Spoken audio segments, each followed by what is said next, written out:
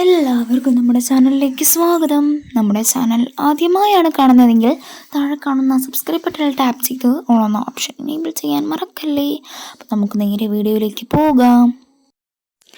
നമ്മളിന്ന് തേങ്ങയില്ലാതെ എങ്ങനെയാണ് ഉഴുന്നരയ്ക്കുന്നത് അല്ലെങ്കിൽ മാവ് തയ്യാറാക്കുന്നതെന്നാണ് നോക്കാൻ പോകുന്നത്. ഇതിനായി ഒരു മിക്സിയുടെ ജാറിലേക്ക് ഞാൻ കുതിർത്ത് വെച്ചിട്ടുള്ള പച്ചരിയും ഉഴുന്നും ഇട്ട് കൊടുക്കുന്നുണ്ട്. അതിലേക്ക് ഒരു 1/4 കപ്പ് അളവിൽ വെള്ളം കൂടി ചേർത്ത് കൊടുക്കുക. ശേഷം ഒന്ന് ബ്ലെൻഡ് ചെയ്തെടുക്കുക.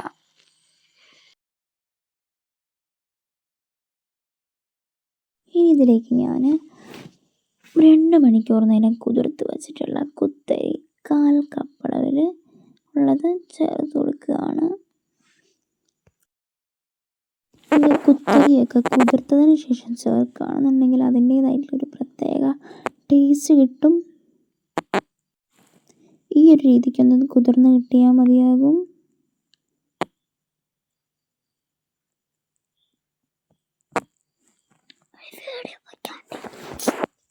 ഈ ഒരു മാവ് ഞാൻ മിക്സിയുടെ ജാറിലിട്ടിട്ട് ഒന്ന് ബ്ലെൻഡ് ചെയ്തെടുത്തിട്ടുണ്ട്.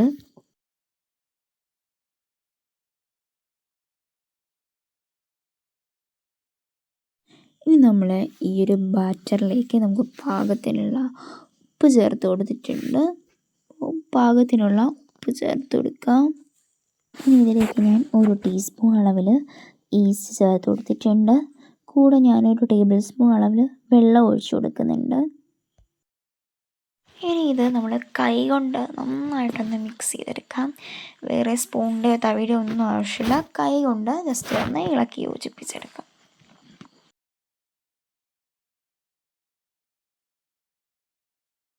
ഈ ഒരു കൺസിസ്റ്റൻസിയിലായിരിക്കണം നമുക്ക് മാവ് കിട്ടേണ്ടത്. ഒരുപാട് ലൂസും ആവാൻ പാടില്ല, എന്നാൽ ഒരുപാട് അങ്ങ് ഹാർഡും ആയി പോകാൻ പാടില്ല. അപ്പോൾ ഞാനിത് തലേ ദിവസം രാത്രി അരച്ച് വെച്ചതായിരുന്നു. ഇപ്പം ഞാൻ രാവിലെ എടുത്തിട്ടുണ്ട്. ഏതാണ്ട് ഇപ്പോൾ അതൊന്ന് പൊങ്ങി ഒന്ന് വന്നിട്ടുണ്ട്. ഇനി നമുക്ക് ഒരു പാലപ്പം ചുട്ടെടുക്കാം. അപ്പോൾ ഞാൻ പാലപ്പച്ചട്ടി അടുപ്പത്ത് വെച്ചിട്ട് നമ്മുടെ മാവ് ഒഴിച്ചു കൊടുത്തിട്ടുണ്ട്. നമ്മുടെ ഈ ഒരു പാലപ്പം വളരെയധികം സോഫ്റ്റുമാണ്, അതേപോലെ തന്നെ നല്ല സ്വീറ്റും ക്രഞ്ചിയുമാണ്. അപ്പോൾ എന്നും ഒരേ രീതിയിൽ മാവ് ഉണ്ടാക്കാതെ ഇടയ്ക്കൊക്കെ ഒരു വെറൈറ്റിയൊക്കെ പരീക്ഷിച്ച് നോക്കൂന്നേ. അപ്പോൾ ഈ ഒരു രീതിക്ക് ഇനി മാവ് ഉണ്ടാക്കുമ്പോൾ ഒന്ന് ഉണ്ടാക്കി നോക്കൂ. അപ്പോൾ നമ്മുടെ വീഡിയോ ഇഷ്ടമായാൽ ലൈക്ക് ചെയ്യാനും തൊട്ടടുത്ത് കാണുന്ന സബ്സ്ക്രൈബ് ബട്ടണിൽ ടാപ്പ് ചെയ്ത് ഓൾ എന്ന ഓപ്ഷൻ എനേബിൾ ചെയ്യാനും ഫ്രണ്ട്സിനും ഫാമിലിക്കും ഷെയർ ചെയ്യാനും മറക്കല്ലേ. അപ്പോൾ അടുത്തൊരു വീഡിയോയുമായി വരുന്നത് വരെ താങ്ക് യു ഫോർ വാച്ചിങ്.